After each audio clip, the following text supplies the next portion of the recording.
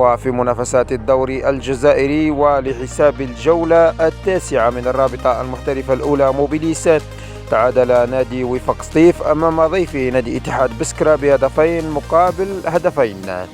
اللاعب مصطفى زغنون افتتح باب التسجيل للضيوف في الدقيقة 12، ثم أضاف اللاعب الصديق بعلي الهدف الثاني في الدقيقة 28، ثم قلص النتيجة للمحليين اللاعب سليمان كوليبالي في الدقيقة 55، ثم عدل النتيجة للمحليين اللاعب وليد زموم في الدقيقة 70.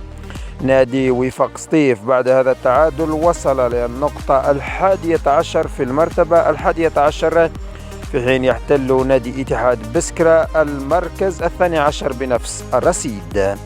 بقية نتائج مباريات الجولة 9 كانت كالتالي: نادي باردو انهزم أمام نادي مولودية الجزائر بهدف مقابل 0. نادي اتحاد خنشلة فاز بهدفين ل0 أمام نادي مولودية البيض.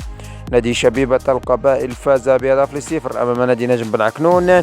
نادي نجم مقرة تعادل بهدف أمام نادي أولمبي تشلف. نادي الاتحاد الرياضي السوفي انهزم بهدف ل0 أمام نادي شبيبة الساورة. ونادي وفاق سطيف كما ذكرت تعادل بهدفين أمام نادي اتحاد بسكرة.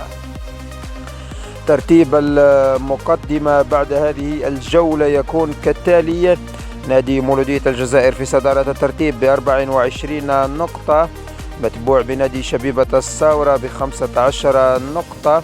نادي أتلتيك باردو يحتل المركز الثالث ب14 نقطة، متبوع كذلك في المركز الرابع بنادي جمعية أولمبي شلف بنفس الرصيد. ويأتي نادي مولودية البيض في المرتبة الخامسة بنفس عدد الرصيد كذلك.